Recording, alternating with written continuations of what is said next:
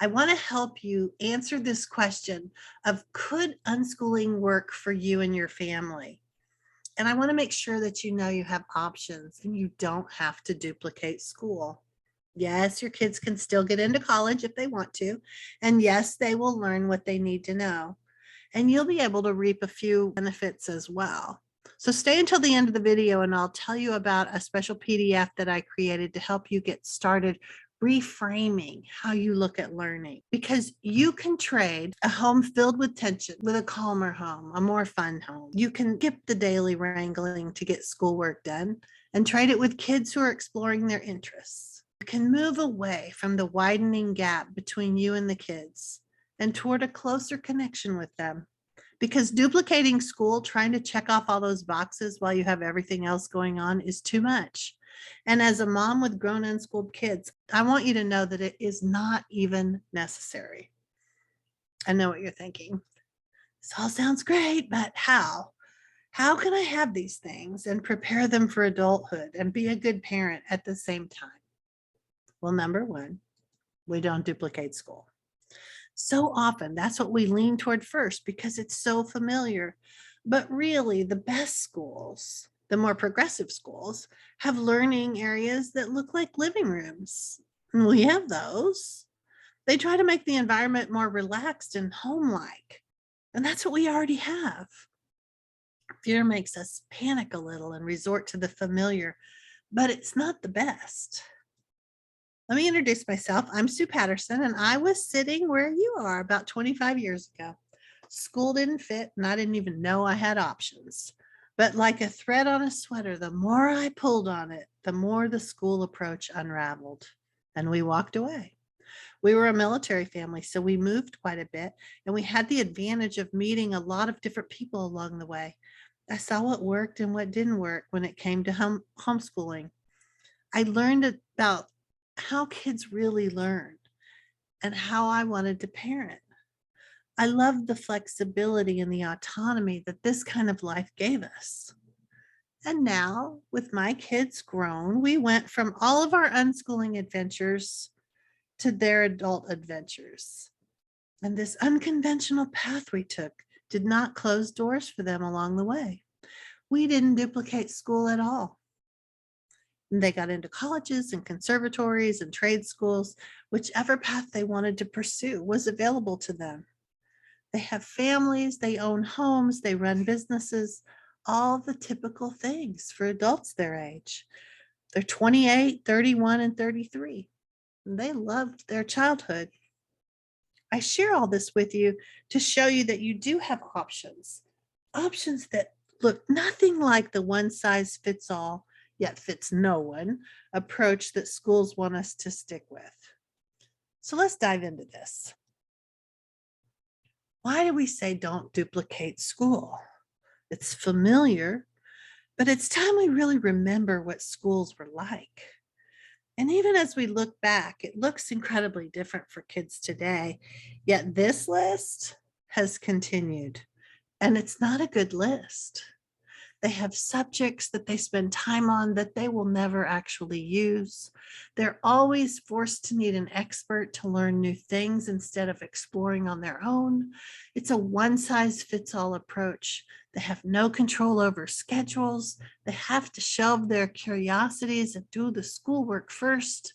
Their anxiety and stress level rises and interferes with their learning, and they're becoming people pleasers. So schools have tried to convince us that their one right way to approach learning is important. And if we don't follow their steps, the kids are doomed.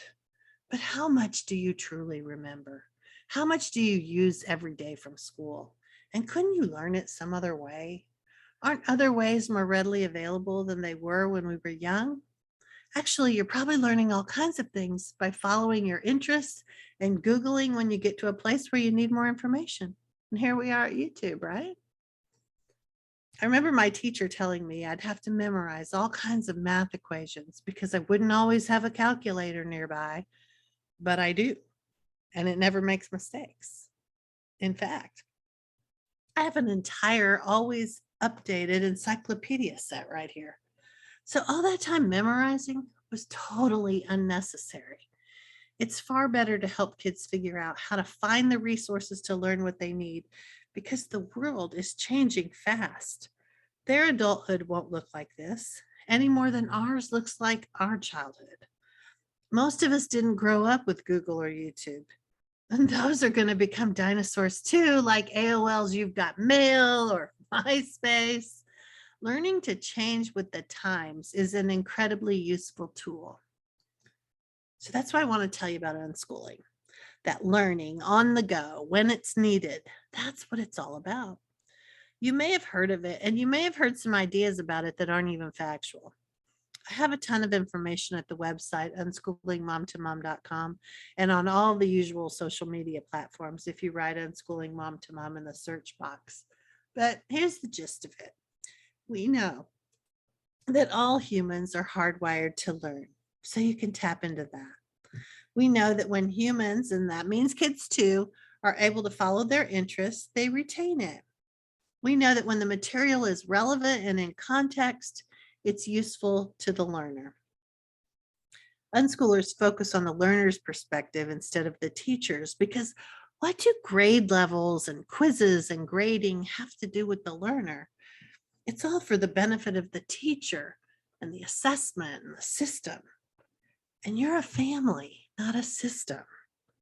You have conversations, you have shared experiences, you have nuances you can work around. School operates on the idea that they'll give you a ton of information and then hope that when a child grows up and needs it, they'll retain it and access it. But life does not work like that. Unschooling flips that around and encourages the child to explore their interests, contemplate questions, and then when they come to a place where they need more information or need to develop a skill to move forward, then that's what to focus on. Again, it's relevant and in context, so it's useful to the learner. The unschooling parent's role is more about being the resource finder or the tour guide instead of the teacher. It's living alongside your child and helping them navigate their path. It's a kinder, gentler way to parent. And this approach brings everyone's stress level down so that learning happens in a much more organic way. Less stress sounds nice, right? And I'm here to tell you that doors do not close. In fact, they open for kids who unschool because they're not waiting until 18 to begin their life. They're engaged with the world now.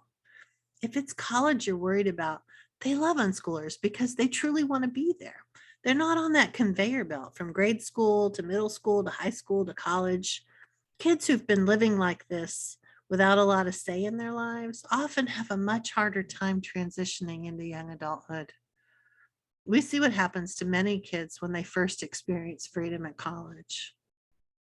Unschooled kids have usually been playing in that field that they're interested in and then often want to explore it at a higher level. So they know what they're choosing, and then that's the direction they move in. It's not just from a list of possible careers they might be interested in. College admission boards can see that unschooled kids have had experiences in these fields, so they're much more likely to succeed at their school. And that's their job, to somehow ascertain who will be successful and who won't. Unschooled kids do have unique and interesting applications, not the cookie cutter application that so many high schoolers have. Unschooled kids develop a confidence and a skill set that fits them perfectly. The school approach to learning just doesn't fit everyone, and you may have a child that's miserable in that setting, and I want you to know you have options. Just to give you a little glimpse of how it could look, know that life doesn't really divide up into learning time and time for life. It's all squished together because learning happens everywhere. Parents observe the interests of the child and encourage them to continue to explore their curiosities. Parents begin to notice that learning weaves through all these daily activities, including video games. That's usually the concern most people have. Many kids learn to read through Minecraft, though. They learn vocabulary and strategy. They learn to persevere when the tasks are hard. They learn about references to history and culture and geography and science. And it doesn't take you orchestrating it, just encouraging them on their path. Unschooling families watch movies and documentaries together. They play games. They talk about the community and politics and what's happening on the other side of the world. It doesn't take a ton of effort to have a rich, engaging life with your kids. It just takes a shift in some of the preconceived ideas you may have about what's real learning and what isn't. You've had a lot of conditioning, but it can all be examined and looked at in a way that allows you to be the parent you want to be and lets your child have a real childhood. Think of the flexibility you'll have as you get to decide what goes on the calendar for each week. If your kid's a night owl, you don't have to constantly harass them about bedtime.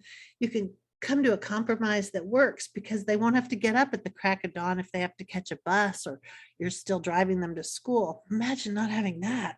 The drop off and pickup time alone adds at least an hour into your day. But since many of you have a lot of different issues happening in your homes, you can skip getting permission from school to do what's best for your family. Yes, schools do offer free childcare, and some people need that. And we have all noticed that there's a price attached, and some of these strings attached have become problematic. Again, I just want you to know that you have options because you really can just drive away from it all. So let's do a few quick questions that I know might be on your mind. I have a lot of resources to help you dive deeper into them, but we can start here.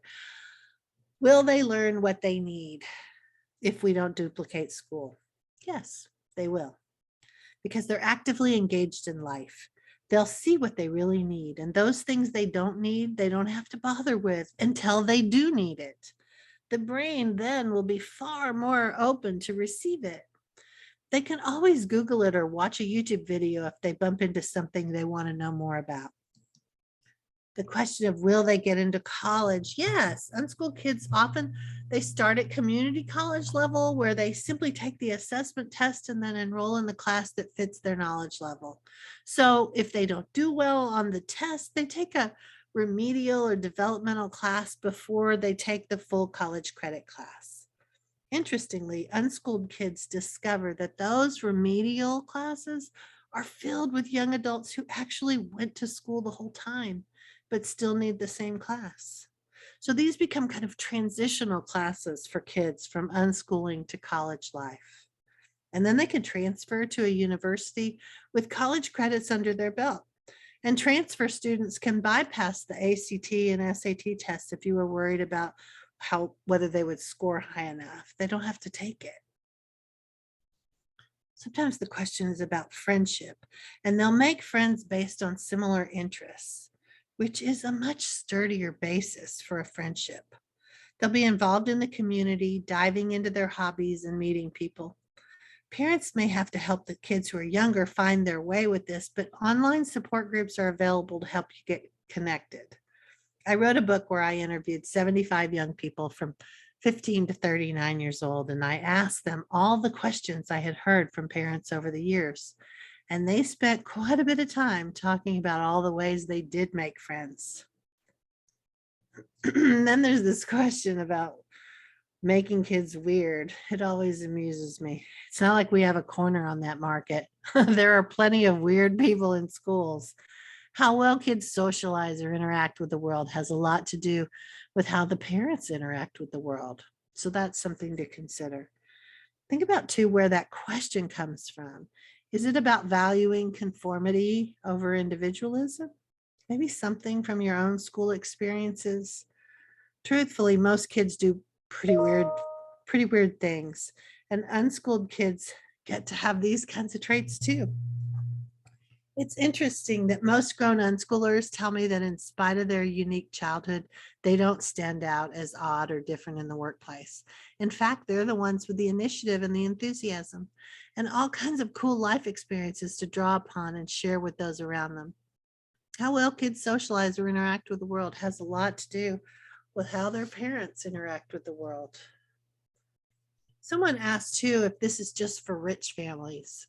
I am living proof that it is not.